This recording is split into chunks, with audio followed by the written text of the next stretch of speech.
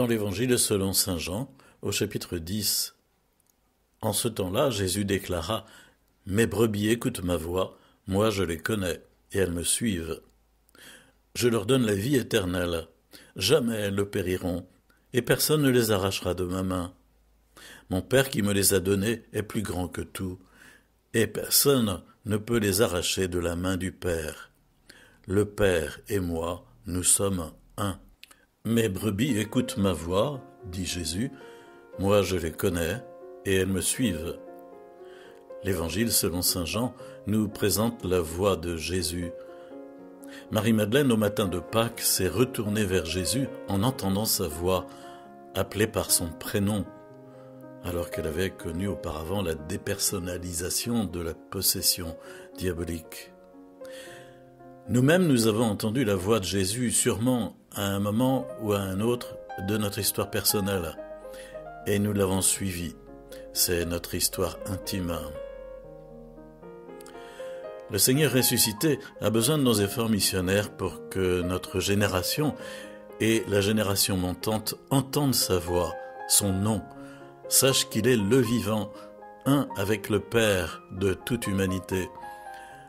La façon dont nous contribuons à cet effort missionnaire nous est propre à chacun.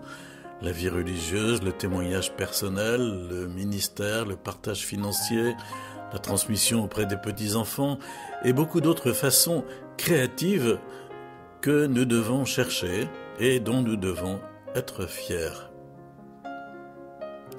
Car le don qui nous est fait est tellement inestimable. Je leur donne la vie éternelle, dit Jésus.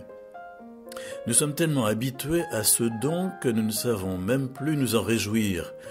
Contrairement aux Juifs et aux païens d'Antioche de Pisidie, je cite les Actes des Apôtres, en entendant cela, les païens étaient dans la joie et rendaient gloire à la parole du Seigneur. Tous ceux qui étaient destinés à la vie éternelle devinrent croyants. Ainsi, conduits par l'agneau pasteur aux sources des eaux de la vie, le terme de notre vie sera d'être présent devant le trône de Dieu, même s'il nous faut passer par bien des épreuves, ou même par la grande épreuve du martyr, laver sa robe blanchie par le sang de l'agneau. Il nous faut avoir cette destinée exceptionnelle devant les yeux, la garder comme un trésor au fond de notre cœur, la partager avec joie et à travers la joie.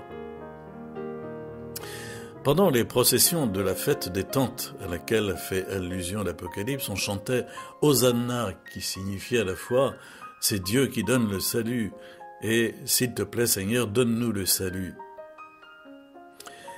En lisant la totalité du chapitre 7 de l'Apocalypse, nous pourrions entendre ceci: j'ai vu, voici une foule immense que nul ne pouvait dénombrer.